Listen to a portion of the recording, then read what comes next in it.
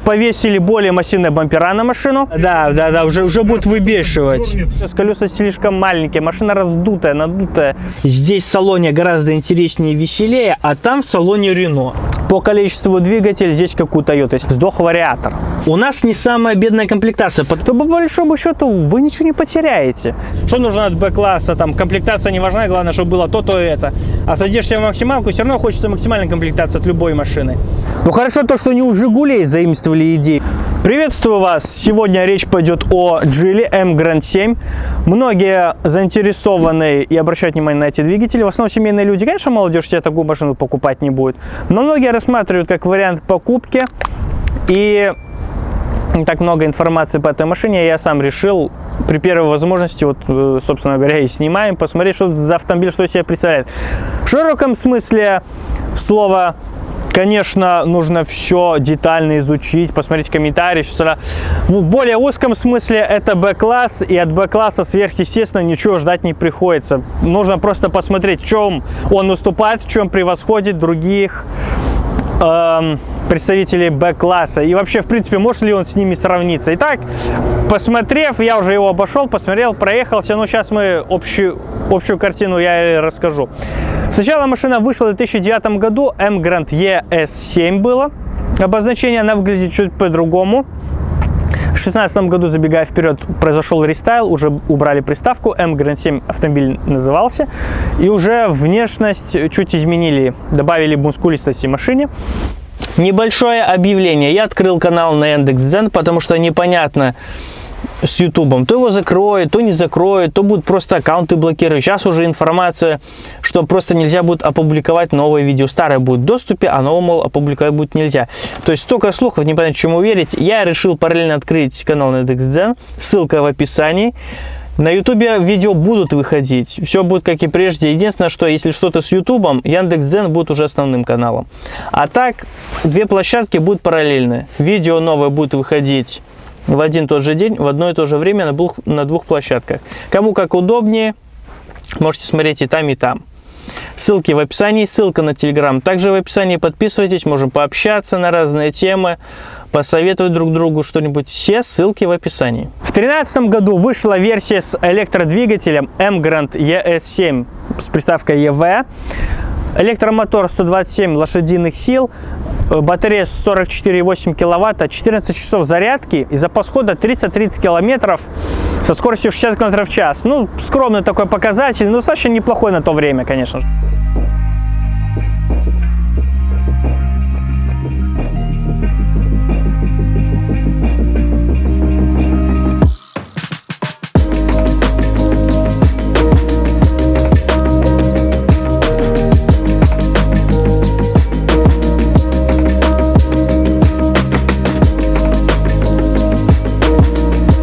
В 2016 году вышел рестайл M Grand 7 без всяких приставок. Уже повесили более массивные бампера на машину, светодиодные фары, то есть машина уже выглядит более солидно, более по-деловому. Не сказать, что дорестайл как-то плохо выглядел, но все равно сейчас покруче. В любом случае, в чем заключается рестайл, по большому счету? Внешность стала получше, покрасивее. У машины более солидная, как я уже сказал. Изменили чуть салон, об этом потом. И также насчет движков позже скажу, там накинули лошадей, так в принципе одно и то же.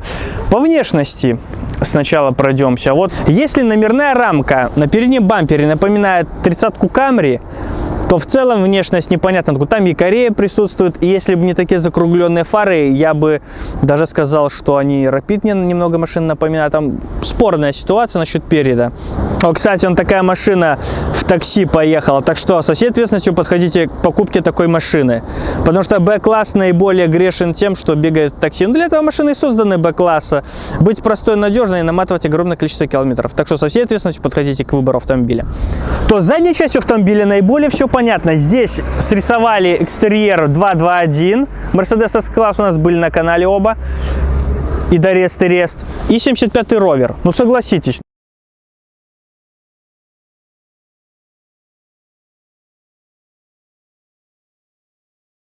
Ну хорошо то, что не у «Жигулей» заимствовали идеи, потому что так себе мысль.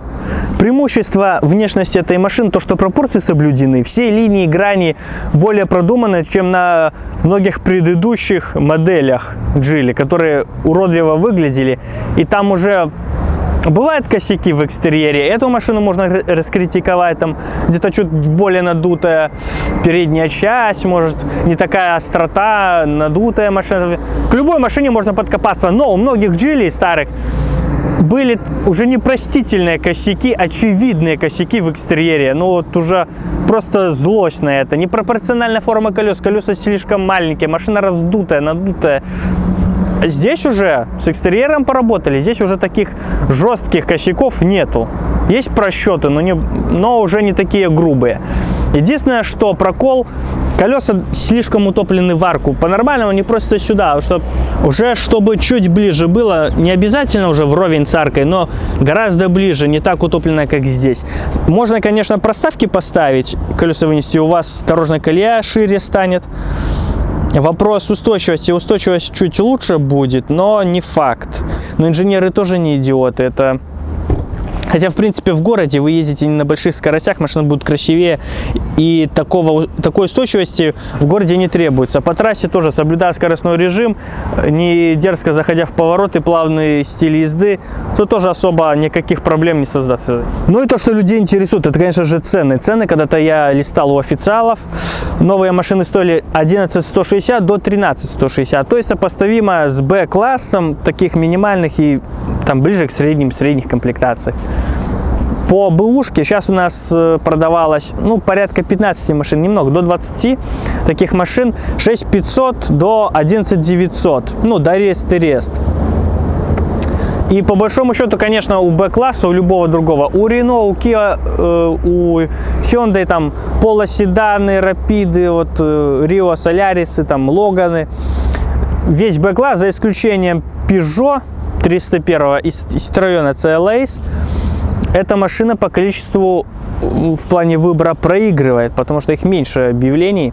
И, конечно, очень много таксовых. Но на этих 15 машин 5-6 таксовых было. Так что очень, надо дать должное владельцам, то, что фотографии именно таксовых машин, то есть они не обманывают, максимально честно. Люди продают машины, надо тоже дать за это должное. Ну, конечно, таксовый автомобиль есть таксовый автомобиль, хотя вам решать, цена и то, что вам предлагается, решать вам. Цены я назвал, вы можете уже сами решить, что для вас более приемлемо, что критично, не критично. Насчет отзывов, что более главное для многих людей. По вариаторам, потому что многие будут боятся вариатора, не у всех, я читал отзывы, не у всех, но у кого-то на 61-62 тысячи километров пробега сдох вариатор. Но, видимо, заводской брак был или, может, тоже неправильная эксплуатация, жлобская, может, люди отказались от гарантии. Я это не могу утверждать, потому что подробностей не было. Человек написал, купил машину, наездил 60 тысяч, на 61 тысяча, по-моему, на 61 сдох вариатор. Все, больше ничего не пишет.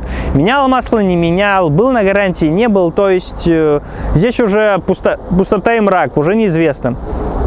В основном все хаят, не хаят, а отзываются о том, что тонкое лакокрасочное покрытие. То же самое у Логанах и везде, по большому счету. У всех их тонкое лакокрасочное покрытие.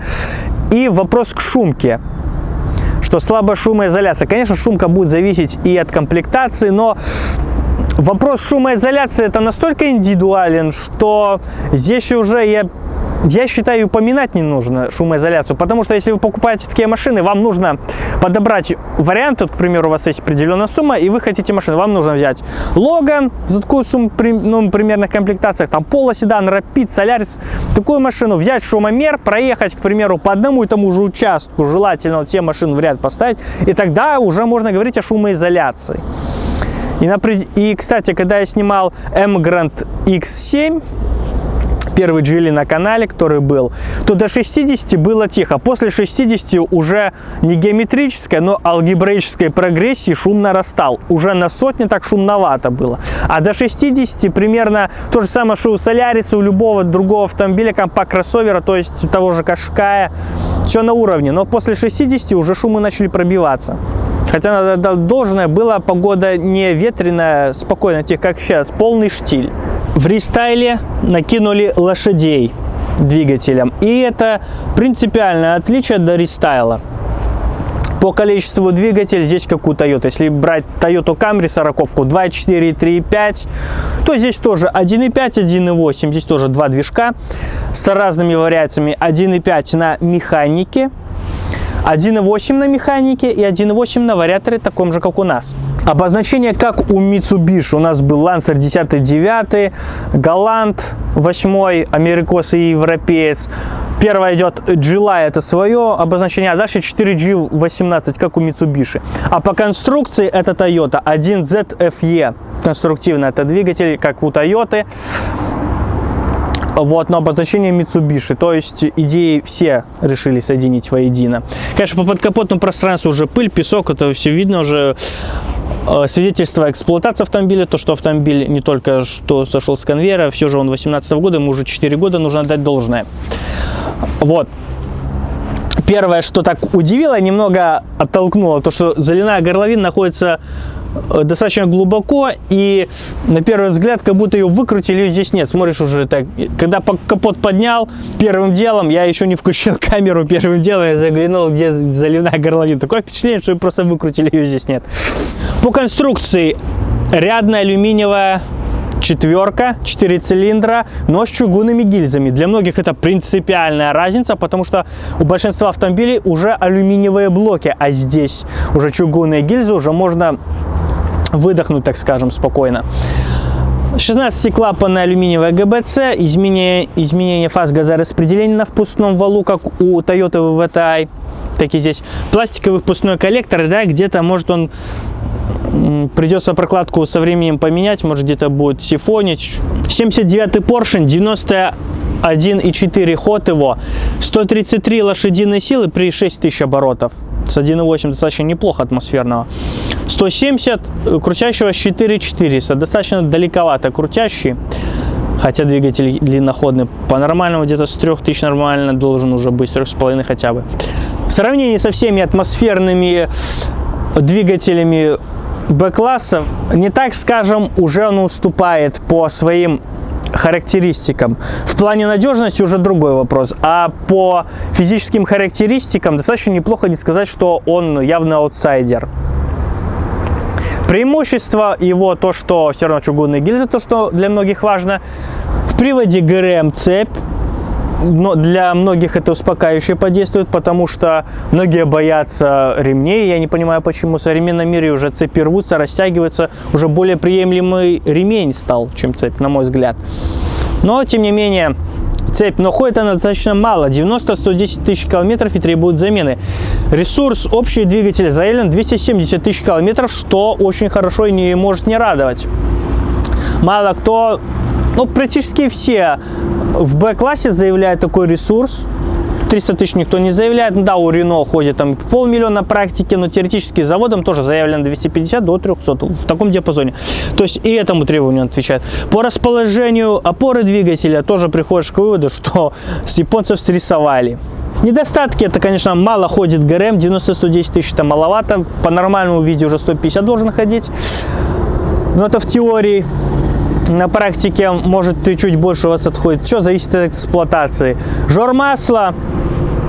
Но, опять же, в каждом своем видео говорю, не заливайте, что попало, и чаще масло меняйте, и масложор вы отодвинете. И ресурс, опять же, увеличите свой.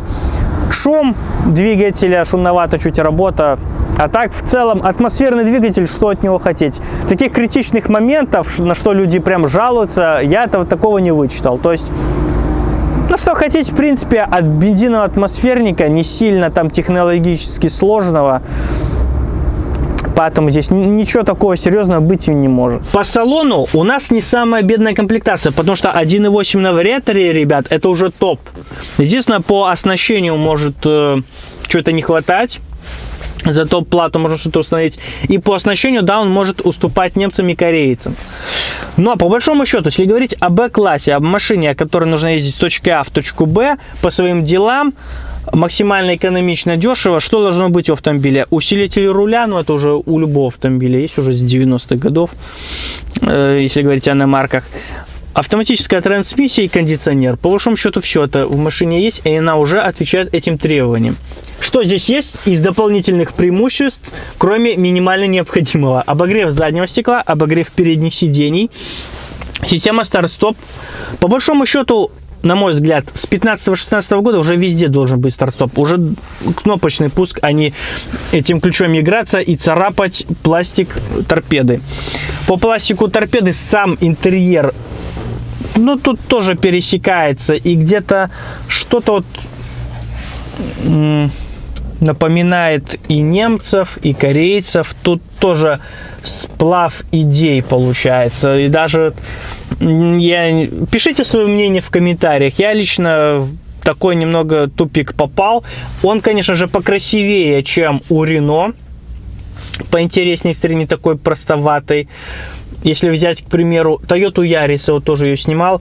Внешне это Toyota, тоже престиж марки, уже круто. А здесь Geely якобы уступает. Но здесь в салоне гораздо интереснее и веселее, а там в салоне Renault. То есть тоже двоякое мнение. Трехспицевой руль, тоже закос под спорт, хромирокантовка. Конечно, переключение треков, пунктов бортового меню, поднять трубку. По качеству отделки, конечно, дешевый пластик B-класс, что еще говорить. Серебристый пластик, который выполнен с закосом под алюминий, тоже добавляет дороговизны отделки, на первый взгляд. Ну, то есть B-класс по запаху, и вот запах в салоне тоже что-то между Renault и корейцами. Вот вроде это не реношный запах, ну так Renault очень сильно напоминает. И запах, который был в Kia Rio, в Солярисах, вот что-то вот и то, и другое. Ну, вот посередине, строго где-то посередине этот запах. Но больше все-таки я к Renault склоняюсь. Удобный подлокотник, ничего не скажу, с двойным дном здесь для ключей, мелочи. Место есть, здесь 2 USB входа и... Ну, место для портмоне, телефон, в принципе, сюда поместится, хотя, если положить телефон, вы не услышите звонка, хотя, в принципе, должны услышать. Пробег у машины 30 тысяч километров, и рано еще говорить, хотя руль уже притерся, уже блеск уже есть от него, что эксплуатируется. Здесь есть такая точка, видимо, либо замком от куртки, либо чем. Ну, это помощь отличить, что это не алюминий, а пластик. Хотя вот по звуку, по качеству можно отличить. Здесь пара мелких царапин, видимо, может, чехлом телефона терто было или что. Ну, то есть уже видно, что машина эксплуатируется. Уже 10 тысяч километров она уже прошла. Сами сиденья достаточно удобные. И не сказать, чтобы они были жесткие. Опять же, комплектация не самая дешевая. Есть боковая поддержка, но мне удобно. Здесь, конечно, нет ломающейся спинки, не надувается боковая поддержка, как было там в А7, в CLS. В Мерседесе, когда я заваливал машину в поворот, и в зависимости, куда завалил, мне подушка хоп и поддерживает, чтобы я не болтался в сиденье. Конечно, этого здесь нету. Но вот приятно, двойная белая строчка, конечно, и эко-кожа тоже добавляет дороговизны салону, приятно это смотрится. Конечно, по износоустойчивости это тоже будет стираться. Также есть двойная строчка на всех дверных картах. Красиво, хорошо выглядит, но и B-класс не особо отличается надежностью и высококачественными материалами, которые достаточно долго сохраняют свой истинный вид, облик и сопротивляется износу. По-любому, конечно, будет проявляться царапины, к 100 тысячам будет заметен уже пробег. По пространству автомобиля, вот с владельцем разговаривали, он по ростам выше, чем я, и ему спереди тесновато, малое пространство для ног, поэтому более рослым водителям, вот, по 2 метра ростом, будет тяжело устроиться спереди. Вот под себя подогнал, место до переднего сиденья еще есть. Не сказать бы, что очень уже тесно в машине. Ну, подлокотник на 2 подстаканника, стандартная схема. Не жесткие сиденья для Б-класса. Смотря с чем сравнивать. Конечно, нет смысла с бизнес-классом эту машину сравнивать. Конечно, бизнес-класс превосходит во всем, кроме стоимости автомобиля и стоимости его эксплуатации. В зависимости от мощности двигателя, расход топлива, еще можем приплюсовать. А так, в целом, машина достойная. Опять же, с чем сравнивать? Можно взять на механике, если вы уже так боитесь вариатора. Двигатели все равно с Toyota скопированы технически. Это все равно Toyota, это надежность, Toyota мечта идиота.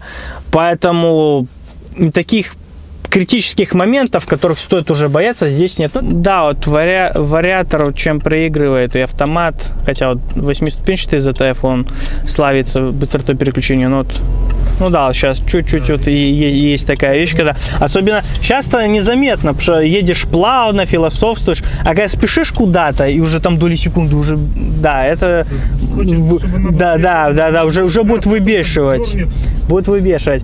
По вариаторам, говорю, опять же, я только один комментарий вычитал, то, что у одного там на 60 тысячах он полетел. Здесь 30 тысяч, что об этом можно не думать. И это произошло у одного владельца, а не у всех поголовно. Поэтому, может, у него с обслуживанием были проблемы. Масло надо тоже почаще менять в вариаторе, в любом. В робот, автомат, неважно. И в механике я рекомендую тоже масло лучше менять. Коробка ничего против не скажет, я считаю. По шумке, ну по шумке, опять же, как я сказал, все индивидуально, но вот можно проверить. Ну да, уже движка слышно, уже 40, 50, 60 уже, но такого ужаса нету. Все равно преимущество от Geely, сейчас я читаю много комментариев, вот Coolray я снимал, все уже пишут, где Geely, сразу же все пахнет рекламой, тем этим. Да, давайте по-честному, Geely можно отблагодарить и пожать руку за то, что они стремятся сделать машину лучше. Вот я снимал Emgrand X7 дорестовый. Там по интерьеру салона, ну, 100-110 она идет спокойно. И не сказать, что шумно, нормально в машине, тихо. Для этой скорости она предназначена 100 км в час, 2200 оборотов. Шикарно, шикарно. Потому что во многих автомобилях, вот более старых, там, ну, середины нулевых, там, 10-й год, 100 км в час, максимально там пятиступка, 5-я передача, к примеру, 3000 оборотов. То есть никакой речи не идет о экономии топлива. При сотне 3000 оборотов, так себе динамика. Здесь 100-2200, все, уже огромный плюс. Мне это уже нравится. Плюс насчет, о чем я говорил-то.